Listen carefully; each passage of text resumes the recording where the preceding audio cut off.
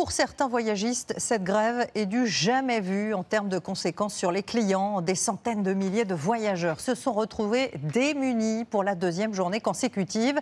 Les contrôleurs aériens ont poussé les compagnies à supprimer plus d'1 millier de vols, sans compter les naufragés d'hier qui, eux, tentaient toujours de partir en ce début de vacances.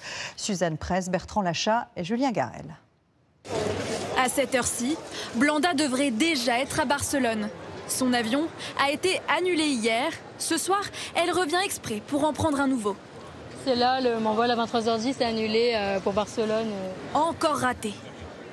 2 annulations, ça me met vraiment en difficulté parce qu'on nous dit juste qu'il y a un bus, mais il n'y a aucune certitude de pouvoir y aller. C'est énervant. Ici, à Nice, 50% des vols sont annulés. 40% à Paris, 30% à Lyon, Marseille ou Montpellier, soit 2000 vols supprimés depuis hier. Résultat, ces touristes étrangers se retrouvent coincés en France. Je suis brésilienne, donc je viens de très loin. Et mon mari aussi, il va retourner au Brésil seulement demain parce qu'aujourd'hui, c'était pas possible. Donc c'est très, très terrible pour moi, vraiment. Toute la journée, 251 contrôleurs aériens étaient en grève, soit un quart des effectifs. Au total, presque 300 000 passagers bloqués. Passagers que les compagnies vont essayer de recaler sur d'autres vols, mais en cette saison, les vols sont plutôt complets.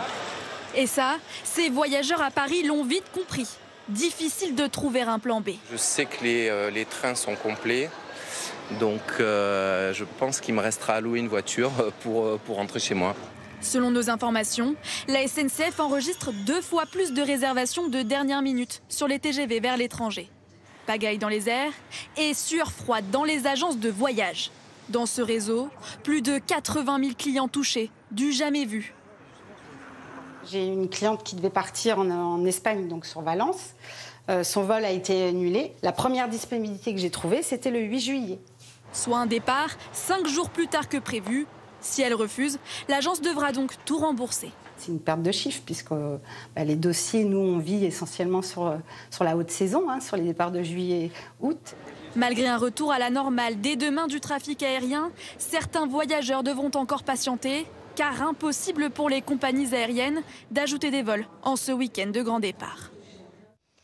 Ce mouvement de grève, on le disait, a été lancé par deux syndicats minoritaires de contrôleurs aériens qui réclament plus d'effectifs et qui défendent un système français pourtant très critiqué. Il est non seulement, vous allez le voir, à l'origine de la majorité des retards en Europe, mais il est aussi le plus vieillissant. Explication signée Léa Kebdani et Vincent Abelaneda. Au cœur de la pagaille de ces derniers jours, les tours de contrôle. C'est depuis ces bâtiments que les aiguilleurs du ciel guident les pilotes, régulent la circulation aérienne. Leur grève, pour demander de meilleures conditions de travail, a braqué tous les regards sur eux. Le PDG de Ryanair a même pris la parole sur ses réseaux pour dénoncer leur mouvement. Ces grèves sont inacceptables. La question, c'est pourquoi l'Union européenne ne protège pas ses vols. Et ce n'est pas la première fois qu'il s'en prend aux contrôleurs français. Avant la grève, il se moquait déjà sur ses réseaux du nombre de retards causés par la France. Effectivement, nous sommes champions en la matière. Pourquoi notre système de contrôle aérien devient la risée de l'Europe ? D'abord, parce qu'il a raté le coche de la modernisation. Les syndicats ont longtemps bloqué les changements. Résultat, nous avons près de 20 ans de retard sur nos voisins. Prenez la Suède, par exemple. Grâce à de nouveaux outils technologiques, ils n'ont besoin que d'une seule tour de contrôle pour tout le pays. En France, près de 80 tours de contrôle. Et lorsque l'une d'elles ne fonctionne pas, à cause de la météo par exemple, les autres ne peuvent pas prendre le relais. Autre difficulté, du côté humain cette fois-ci. Les contrôleurs français sont moins bien payés que leurs voisins, autour de 8 000 € par mois. Mais ils travaillent moins, 155 jours par an, contre 211 en Allemagne ou 220 en Angleterre. Enfin, ça, c'est quand ils travaillent à 100%.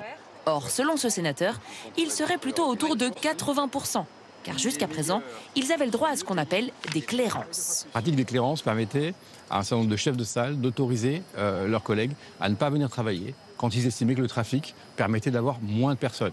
C'était très choquant parce que dans la fonction publique, il faut faire son temps de travail. En l'occurrence, ils ne le faisaient pas.